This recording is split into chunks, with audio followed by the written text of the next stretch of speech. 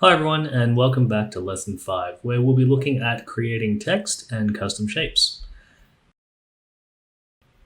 To create text, all you have to do is go into the basic shape options, scroll down, find text, click and drag onto the work plane, and you can see that we have the word text.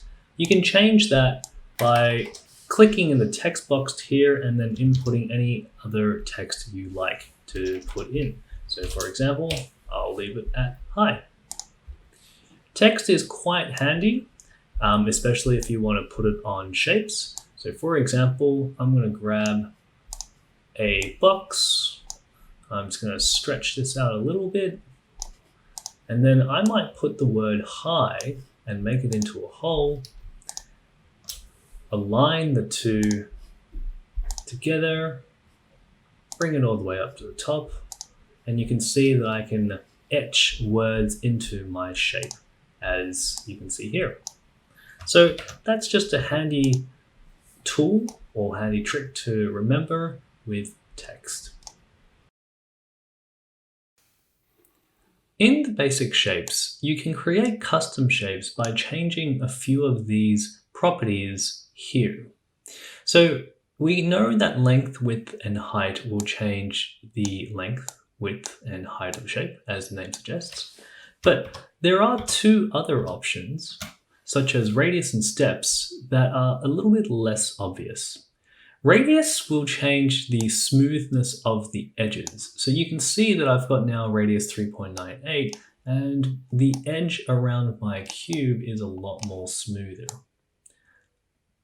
Steps is a little less obvious to see what's happening in the cube, but if we pull a sphere out, you can see that it only has one option, and if we decrease the number of steps, the sphere faces become a lot more angular.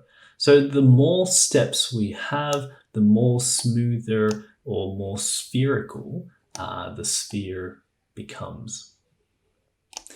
Not all shapes have the same properties. For example, if you grab the cylinder out, you'll notice that there aren't any steps, but there are new properties called sides and bevel. So you notice that if I increase the number of sides, my cylinder is getting a lot more smoother along the edges. Here's a quick challenge. See if you can customize 6 basic shapes. Some of these basic shapes are suggested onto your right. The purpose of this is to become familiar with all the different options that these basic shapes have.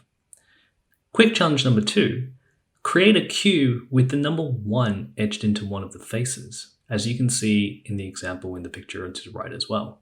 Hint, you'll need to use text, and then you'll need to create a hole with that text, and then you'll need to input it into the cube.